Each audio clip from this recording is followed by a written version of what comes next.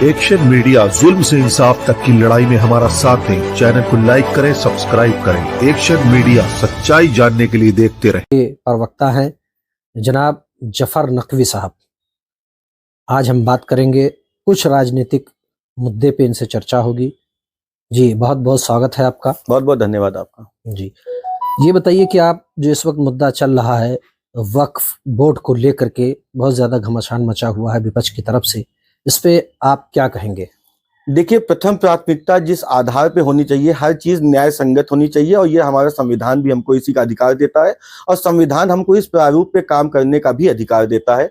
कुछ चीजें ऐसी आई हैं जिसको लेकर लगातार एक प्रयास किया जा रहा है कि विपक्ष इस मुद्दे को लगातार इस तरह से उठा रहा है कि मुसलमानों के साथ कुठाराघात और विश्वासघात करने के लिए सरकार लामबंद है। लेकिन वास्तविकता क्या है कि हमारे कैबिनेट मंत्री आदरणीय ओम प्रकाश राजभर जी का भी एक बयान था कि जेपीसी की रिपोर्ट के आधार पर कुछ ऐसे तथ्य सामने आए जिसमें कुछ ऐसी संपत्तियां हैं जिसमें खास करके बड़ा इमामबाड़ा और छोटा इमामबाड़ा को मीडिया लगातार प्रकाशित कर रहा है।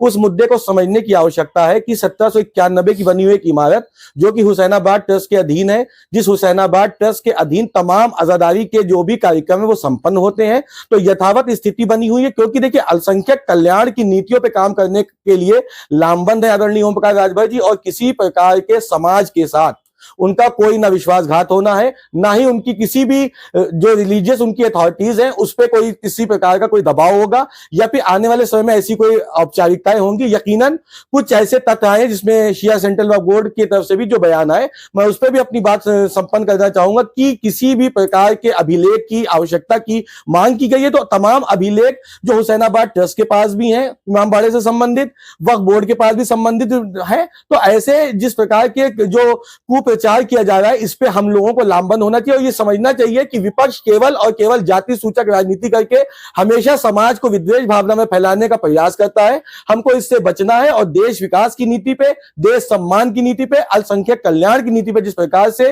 मौजूदा एनडीए सरकार काम कर रही है, हमको यथावत उस स्थिति के अनुसार न्याय संगत कार्रवाइयों की ओर अग्रसर होना है। नकवी साहब ये बताइए कि जैसे अभी लखनऊ में हो रहा है, कई मौलाना ने अपना स्टेटमेंट दिया है, तो आखिर में विपक्ष ने भी हंगामा कर रखा है इस मुद्दों को लेकर के, तो इसका कैसे हल निकलेगा ये बताइए? देखिए, जेपीसी की अंतिम बैठक का समापन हो चुका है। जो उलेमा हैं, जो धर्मगुरु हैं, जो स्कॉलर हैं और तमाम तंजीमों के जो अध्यक्ष हैं, शिया और सुन्नी वक्फ बोर्ड की तंजीमों के जो अध्यक्ष हैं, इनके द्वारा भी अपने पत्रावलियां प्रस्तुत की गई हैं और जेपीसी की बैठक का जो अंतिम जो स्वरूप है उसमें यह है कि तमाम ऐसी तथाकथित, मैं अपने शब्दों पे पुनः आपको बता रहा हूं, तमाम ऐसी तथाकथित जो ऐसी प्रॉपर्टीज जिसपे हो सकता है कि वक्फ की किसी संपत्ति किसी अन्य समुदाय ने, किसी अन्य औद्योगिक संस्था ने, किसी अन्य वैकल्पिक संस्थाओं ने उस पर कब्जा कर रखा होगा, तो हम उसको भी मुक्त कराने का काम करेंगे। ये कहा है आदरणीय ओम प्रकाश राजभर जी ने।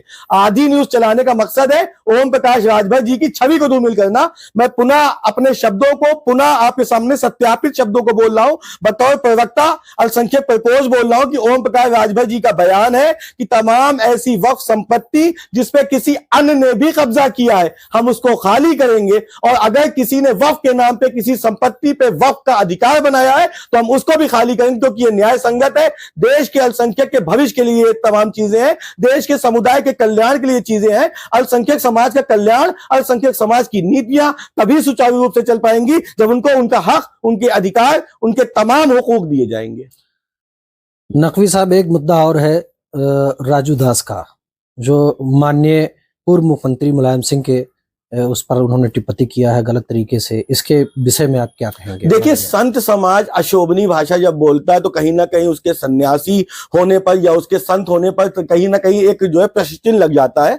आदरणीय राजू दास जी महंत हनुमानगढ़ी हैं और मुझे लगता है कि ऐसे व्यक्ति को अपने शब्दों के चयन के समय बहुत खास ख्याल रखना चाहिए, क्योंकि उनके द्वारा दिए गए बयानों को किसी भी प्रकार से गलत तरीके से स्वरूप में उतारा जा सकता है। तो मैं आदरणीय राजू दास जी से, मैं अयोध्या चुनाव में मिला भी हूं और मैं उनसे व्यक्तिगत भेंट भी किया हूं। मुझे लगता है कि बहुत सज्जन व्यक्ति, न जाने किस आक्रोश में उन्होंने ये बयान दिया है, और ऐसे तमाम शब्द जो असंवैधानिक हैं, ऐसे तमाम शब्द जो किसी की निंदा या किसी का उपहास उड़ाने काम करते हैं, मैं उसका कठोर जो है निंदा करता हूं और खंडन करता हूं कि ऐसे शब्दों का इस्तेमाल नहीं करना चाहिए। एक्शन मीडिया, सच्चाई जानने के लिए देखते रहे।